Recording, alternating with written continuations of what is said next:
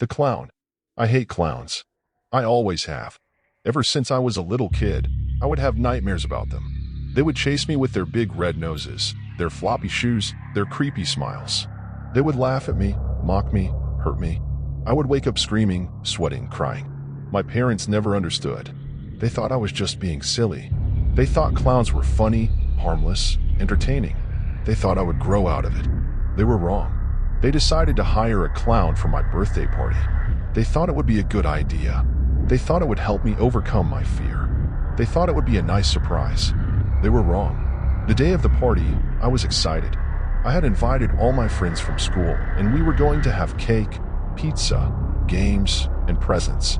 I didn't know about the clown. I didn't see him coming. He arrived in a small car, along with 2 other clowns. They got out and started to make balloon animals, juggle balls, and do magic tricks. The other kids loved them. They laughed and clapped and cheered. I hated them.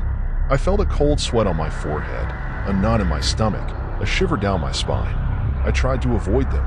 I stayed away from the car, the balloons, the balls, the tricks. I hid behind my parents, behind my friends, behind the furniture.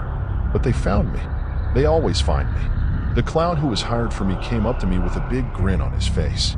He had curly red hair, a white face with red cheeks and lips, and a blue suit with yellow buttons.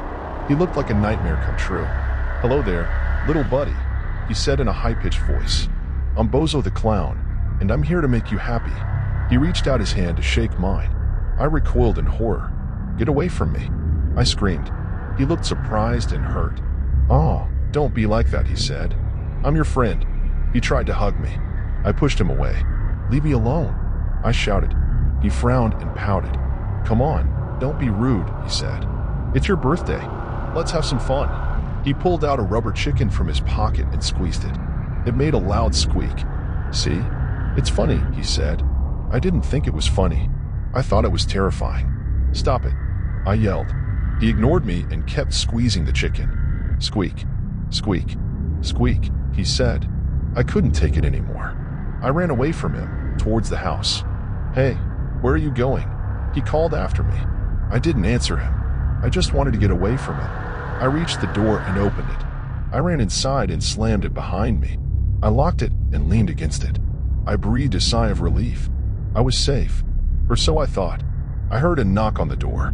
"Hey, buddy, it's me, Bozo," he said from outside. I froze in fear. "Go away," I screamed. "No way. We're not done yet," he said. "I don't want you here." I cried.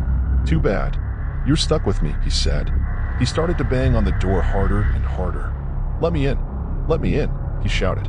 I heard the door creak and crack under his force. "Please, stop," I begged. He didn't stop. He kept banging until the door broke open. He stepped inside with a maniacal laugh. "There you are," he said as he saw me. He had a knife in his hand. A bloody knife. He had killed the other clowns. He was a psychotic killer who had escaped from an asylum and was looking for his next victim. And that victim was me.